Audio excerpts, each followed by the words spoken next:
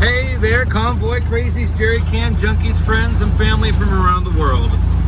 Johnny here, coming at you from a sunny central Pennsylvania. And, well, I'll just get right to brass tacks. I'm on my way to work. Well, actually, I'm on my way to Walmart to get something for dinner for work, but I'm on my way to work. The following was a conversation in its entirety that Art and I had, Art Pope and I, in Sisters, Oregon. Couldn't find a barbershop open. It was a Sunday. Nothing was open. Or was it a Monday? Wow, convoy life. Holy crap. Don't even know what day it is. It was something. I think it was a Sunday. Friggin' nothing was open. So we decided to cut our losses and go to Dairy Queen, have an ice cream. We get in there, and he starts telling me, well, I kind of gave him some probing questions. And he started telling me about, 1992 and how he got into the MVPA. He told me he was VP of the MVPA at one point. I was like, man, I really need to get all of this on camera. So I tried to set my phone up inconspicuously and capture this entire conversation as a record of oral history. I got some of it, but not all of it. About half an hour into this conversation or so, this friggin' nut, well, you saw him in yesterday's video. He was wearing a big floppy hat, wearing friggin' Mardi Gras beads. Just acting a fool. He must have been on meth or something like that. Acting like a complete deranged nut. Came in, totally ruined our conversation. We were out of that place in like 3 minutes. But we get outside. I didn't get this on film.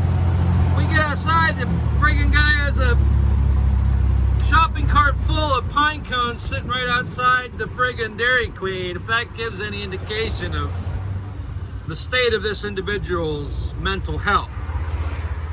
He come over to Art and I, was trying to ask us, he followed us out of Dairy Queen, by the way, was asking us if we knew of anywhere that he could donate those pine cones that he had. I said, I think you should donate them back to the earth from whence they came. And he thought that was a really good idea. But then later on that day, I seen him standing in the corner waving his American flag, acting like a nut. And I did manage to get that. Anyways, enough chit chat. The following is the interview. I'm going to call it an interview in its entirety, the full half hour, until we were rudely interrupted. This guy has no idea what he ruined. But, so yeah, that's that. Enjoy.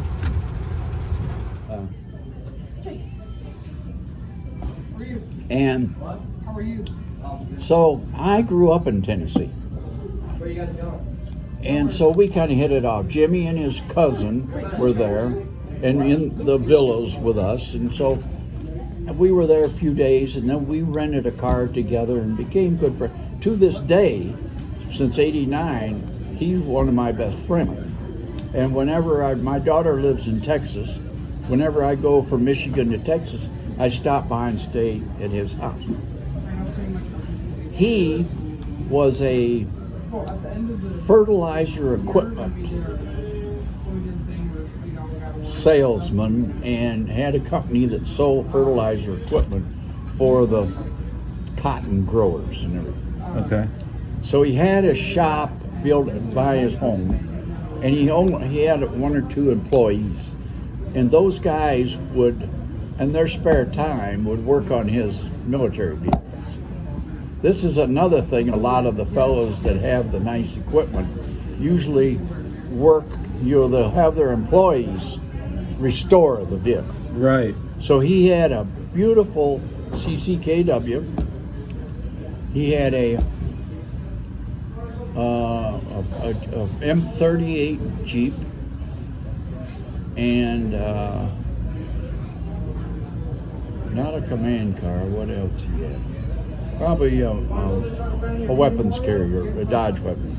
Oh, no, he had the Dodge that has the 6-wheel Dodge, the extended. Yeah, WC-53 or something like right, that, or yeah. no, Yeah. that's the carry-all.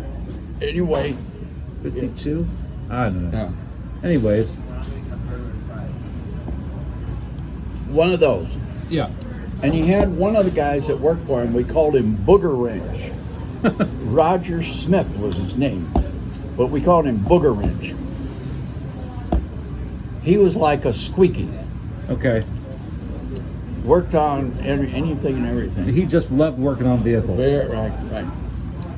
And he actually helped. They had a convention in Memphis, one of the MVPA conventions. So anyway, I became good friends with him, and in '92, this was in '89. By '92, when we went on the Alcan Highway convoy, he went along with me. I had a Jeep. I had a Ford Jeep and a trailer. And Was it a GP or a GPW? GPW. Okay. Had to be a GPW with a Ford guy. Right. Well, yeah. Ford made the GP also. Their pilot. No, it was a GPW. Oh, I instead of an MB, it wasn't an MB. Right. Okay, yeah, it was a GPW. Yeah. GPW. Yeah. So I had it on a car hauler trailer behind my Explorer. I had an Explorer. Mm-hmm. And I took the trailer and moved it all the way up the front to that mount that's on the hitch. What do you call it? The whatever. When you put the trailer and you just park it by itself. Oh, okay. Yeah. The landing gear. Landing gear. Yeah. I U-bolted it to the tongue of the trailer. So I had it going forward out over the front. And then I put the Jeep on in the rear, which was over the wheels anyway, so I put those two on there, and we drove it.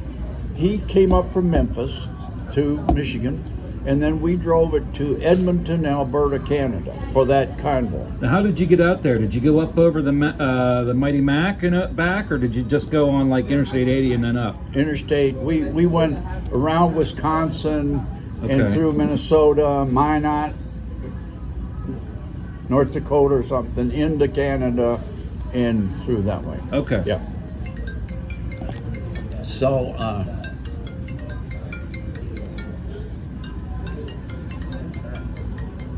I don't think I want that.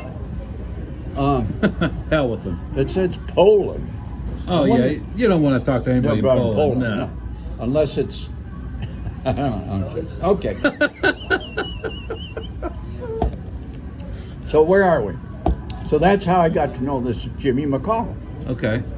And he's got 3 military vehicles, and I'm only one. So after that, he went on the 95 with Janquito. The Convoy of Hope. Convoy of Hope. And now I and this Bob Brown joined it in Columbus, Ohio, and went down. Well, Jimmy McCall and Booger Wrench met us in Birmingham, Alabama. And we came up and stayed overnight in Nashville. Now, part of this thing, when Janquito hired the PR guy, they also got free passes to a lot of these suites, motel with suites that weren't filling up. Okay. And we would have rooms for the people. They passed out courtesy rooms. Yeah, for a pretty good price. Yeah. I'm trying to think of what. Anyway, are you interested in all this story? I am. Okay. Yeah. So, we get to all the places we're set up, and we'd also have some like a bar and grill, some free meal tickets that he'd pass out that this PR guy had come up with, as part of promotion. but we got to Nashville, no place to stay. So we're in a Walmart, some parking lot, overnight. And I'm in the ambulance sleeping, and my buddies, Jimmy and Booger Wrench, are in that extended Dodge. Yeah, the 6x. And they didn't Okay. have, so I loaned them a couple of stretchers. Okay. So the next morning I took a leak and I put it in one of these apple containers. And when Booger Wrench came over to check me out, Oh, no. I said, take this apple juice over to Jimmy. And we've kidded about that forever. Okay, that's that story. And anyway, here's a guy so involved, had the 3 vehicles, and after that, he was on the board for one tour of the MVPA, but he's lost all interest. That's a real shame. And absolutely. He really enjoyed the convoy to Alaska. We had great fun, and I had this GPW. Can you tell me about that 92? Okay. So you get up there, your Jeep, and did you have an MBT trailer or an M100 or? M100. Okay, so you get your Jeep and trailer up there to Canada. And how many vehicles were there in 92? That we had about 45. 45, Wow. 40. It was going to be like 50, but it dropped out to be 45. And that's organized by Reg Hodgson. The author. The author Okay. of Army Motors. Yeah. And an older man that was his sidekick in Edmonton had promoted this because 92 was the 50th anniversary of building the Alcan Highway. Yeah. So there was a Canadian deal, and I have a cup, 50th anniversary America and Canada. Yeah. Yeah. So that was a big thing about that. Now, there was a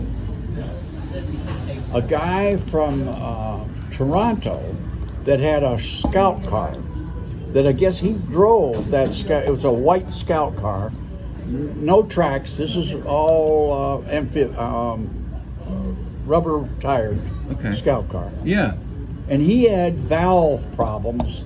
So in Whitehorse, he stopped and he stayed. He didn't go the rest of the way up to Alaska. And he overhauled his engine in Whitehorse. And he's still one of the vendors at all our conventions. It's Brian name is Brian Asbury. Really? And he comes, but he sells parts for CCKW, maybe some other things, but I still see him to this day. Do you know what for engine they have in them? Like a white 6-cylinder or something like that? It's a 6-cylinder. Yeah. Flathead. Like a Hercules or a White or something like that. Probably a Hercules. Yeah. Yeah. Okay. What else would be highlighted there? Now, in that trip, Reg was in a CCKW. We had a number of Jeeps, and in fact, there were 2 or 3 packets.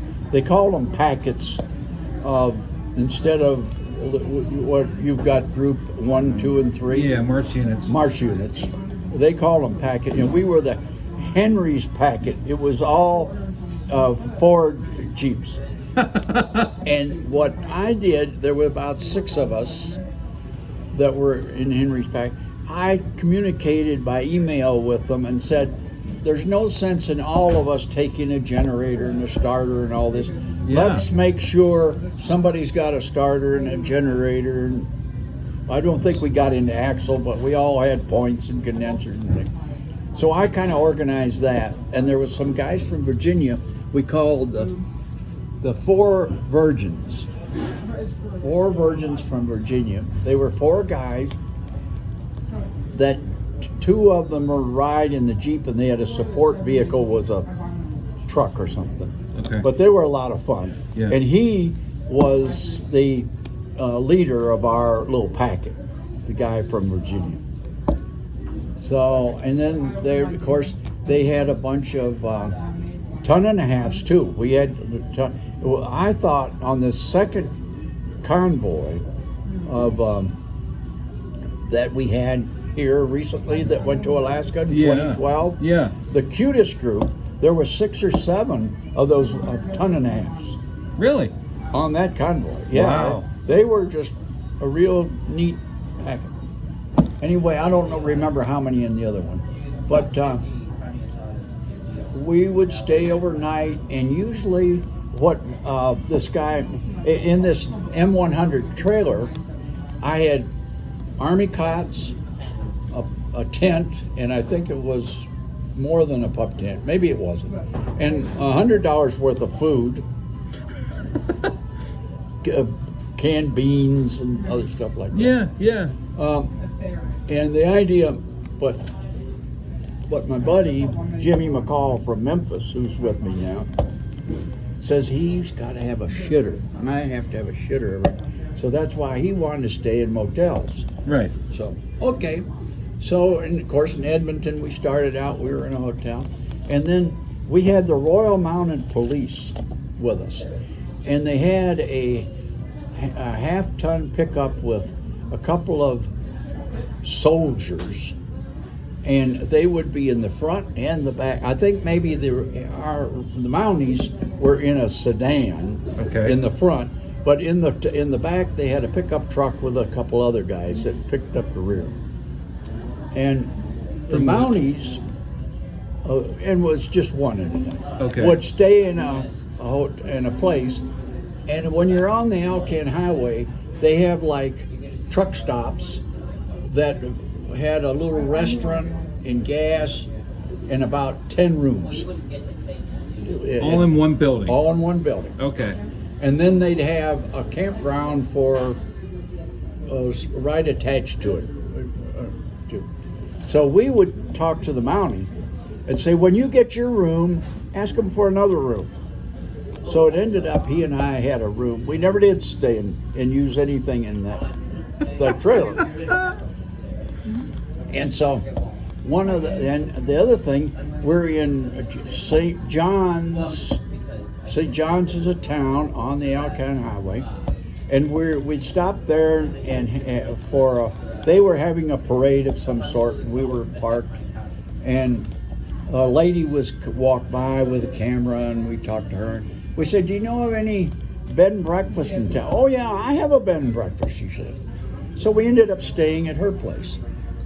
Well, they were farmers on the outside of town, and she actually did my laundry for me, and and then 20 years later, when we do the Alcan again, I looked them up, and she came. At this time, I'm in a motorhome with 2 other old farts, and she came to the campground where we were and brought some pictures of Jimmy and I in our Jeep 20 years earlier that had stayed at her place. Now, you hadn't seen her in 20 years. I hadn't seen her in 20 years. And wow. we probably sent Christmas cards for a few years and then it petered out. Yeah. So I had to really search and get the phone number. The lady the campground we were staying at kind of knew about that.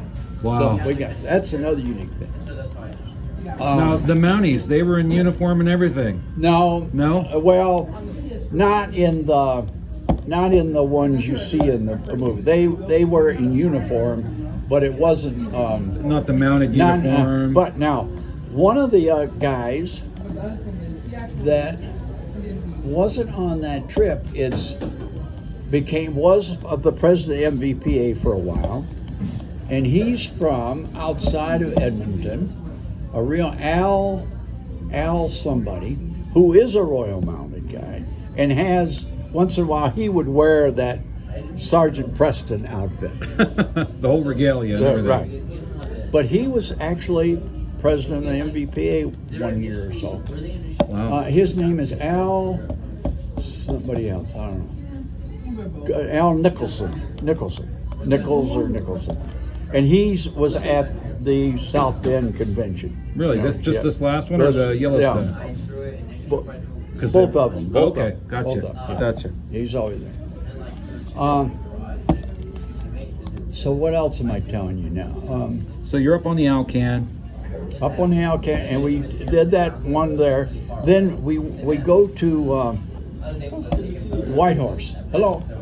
And at Whitehorse, we stayed, and it was a rest day, so we stayed 2 nights in a bed and breakfast. Now, this guy from Memphis has such a southern accent that the Canadians can't understand what he's saying. And he can't understand what the Canadians are saying. So I tell people, I interpreted for both of them. Yeah. I interpret, and this couple that owned the bed and breakfast was so enchanted with Jimmy that they invited their neighbors over to listen, just hear him talk one of the evenings. And so that's that experience that we had. But Jimmy couldn't understand them, and they couldn't understand him. But and now that group we never contacted anymore. But another thing, after a while, it seemed to be lugging us back with the Jeep with the load. So we ended up leaving the Jeep trailer at the college. It had a mechanical workshop.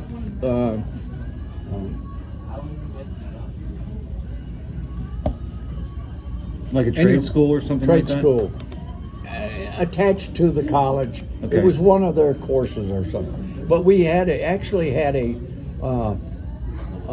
garage there that had lifts and everything. So while we're there, we're changing oil and doing something else. And I had a cloth over the radiator to keep any stones or anything out. Yeah. So Jimmy says, we're going to parade tomorrow. We need to take that off the radiator, look sharp.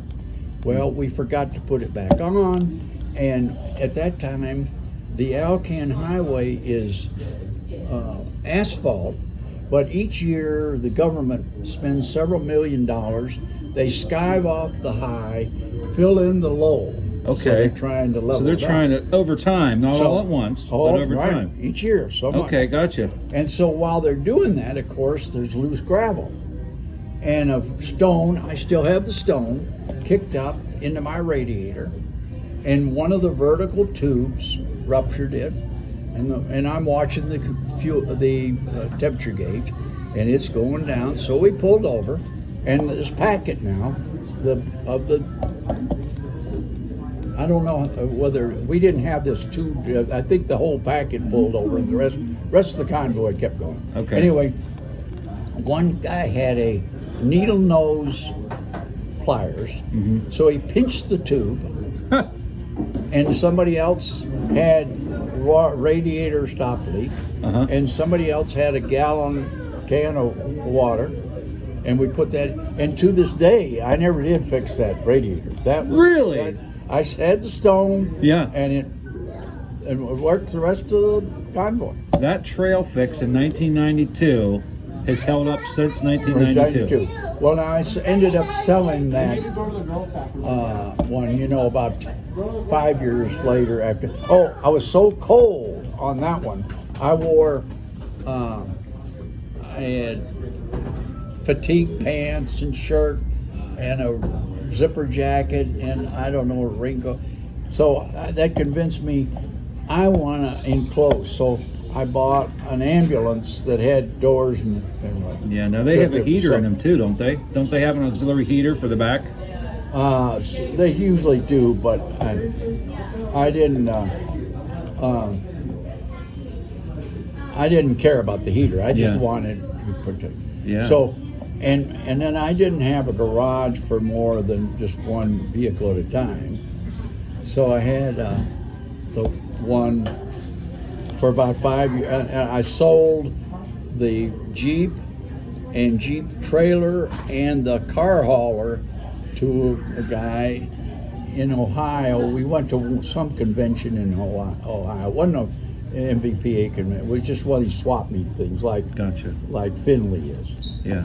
And so I sold, I think, $7,500. I sold the whole shebang. Oh man, somebody would And kill to you pay can- that and now. that's something. Yeah. Yeah. And so in fact, I told him, we'll take it back to your place. He gave me the key to his shop, and I left it there. So then I searched for an ambulance, and I found one in Mission, Canada, which was just above Seattle. And so my wife always wanted to go to Seattle somewhere. So I said, oh, we need to go to Seattle. So we went to look at this ambulance, and it was fine. I paid $8,000 or $9,000, I think, for it. And the agreement was you guys put that on a train and send it to Toronto, close to me. And they did. Yeah. And they said it went by train from Mission to Toronto. And I had a pickup truck, and my friend and I went to when it arrived there, and I took a license plate off of some other antique plate and took it with me. And so when we picked it up, I just put that license plate on there. So when we come through customs, entering Detroit, entering Michigan, I didn't say anything about declaring this thing. And the guy says, "Oh, you guys had a parade or something?" Yeah. Parade. Yeah, we're over here in the parade. And, Yep. Okay, see you. See ya, sayonara. So that's how we got back, and I avoided any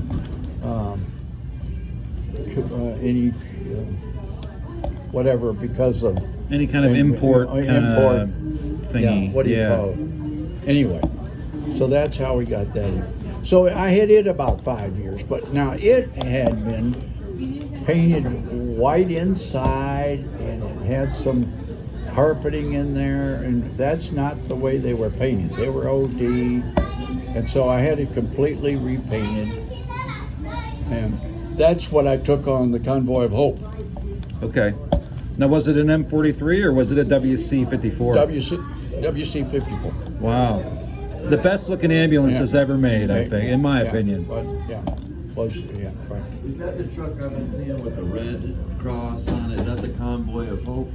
I've been somewhat curious myself. I wonder what the No, they're out at the high school. at the high school. Yeah, you go out to high school, and there's a lot of different trucks out there, but one is an ambulance. Okay, gotcha.